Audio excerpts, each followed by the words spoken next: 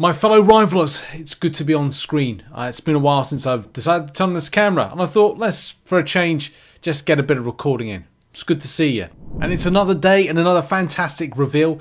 Star-Lord's new skin. This is, and it seems to be what they're doing at the moment is, well, if it's Guardians of the Galaxy, let's offer the full skins. Maybe there's going to be a skin set. And I think that's where the kind of monetization of Marvel Rivals is largely going to come in, where, hey, why not buy the whole set of Guardians of the Galaxy 3, which we know we got Rocket, which looked like this, and we got Groot, which looked like this, but only featured in Guardians of the Galaxy Volume 3 for a very limited time, right at the end of the film. And in fact, this design does look pretty good. It looks very close to the Chris Pratt design you can see on screen right now, or this version of Star-Lord from the film.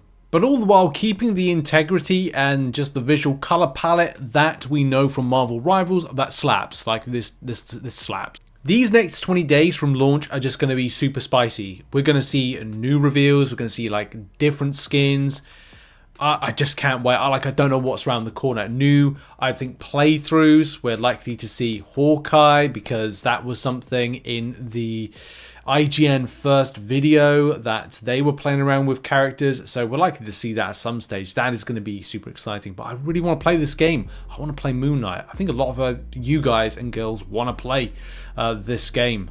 Oh, and a little bit of detail that I missed off. Shout out to the comments in the previous video. I had a nice conversation with people in the comments of the last video, and I'll be down chatting with people as well in the comments.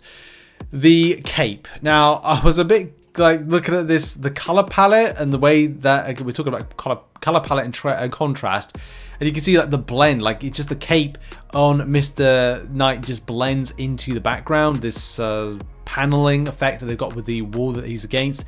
I don't like that because I looked at it and like, okay, that's cool. And I was thinking, well, how is he going to glide? But he does have a cape. There's a bit of like a, not super disappointment. I love the character design. Don't get me wrong. But I think that that's what they're going to do, NetEase, is if they've got something complex as something like a glider effect from Moon Knight, which we saw in the footage, then effectively they're going to have to replicate that or keep it going with it.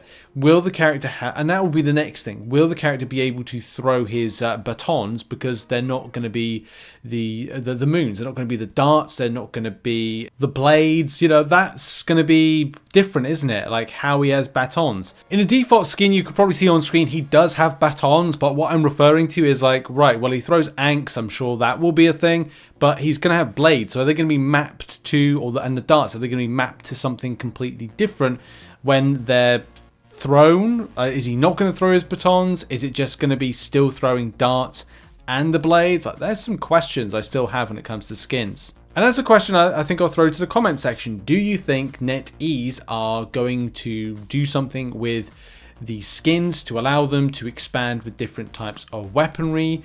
Or are they going to just do it like, oh, again, this example, Moon Knight's Mr. Knight has batons. So is that going to be wielded in the same way as the darts and the blades? Or do you think that they're just going to have the darts and the blades and the animations are going to be there like that, and he's just going to have them like Moon Knight has here, rooted in the back as a kind of like holding behind the belt? Now we're going to end our coverage today on spicy news. Marvel Rivals is going to be collabing with a few other Marvel games. The astute among you will notice, hey, there's Fortnite, hey, there's Marvel Future Fight, there's Puzzle Quest, Snap, and of course Rivals, which we all know and love.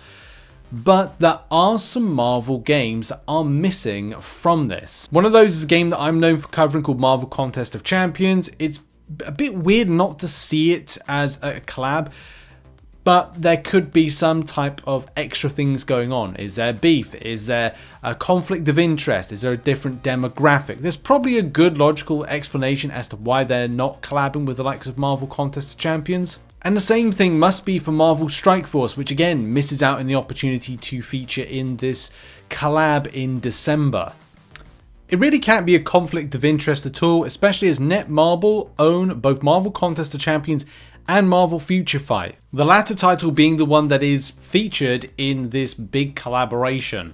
To the details of what will be included, it's really unsure. There was some data mine information that there would be some sort of 5v5 mode in Fortnite and some of the other games. Of course, Marvel Snap will probably be some type of cards or cards, which we heard about a long time ago. There was like a Jeff the Landshark card. And I'm sure in the other games there'll be something specific when it comes to character design that'll be very much similar to the Marvel Rivals IP on that type of, you know, character look and aesthetic. Anyway, that has been it for today when it comes to coverage. I'm sure there's going to be something really cool tomorrow to go over, whether it's a new skin, whether or not it's some kind of special announcement, hopefully a character reveal, or first play from the likes of IGN. Anyway, make sure to subscribe for more things. It's good to see you again, and I'll see you all later on. Bye-bye.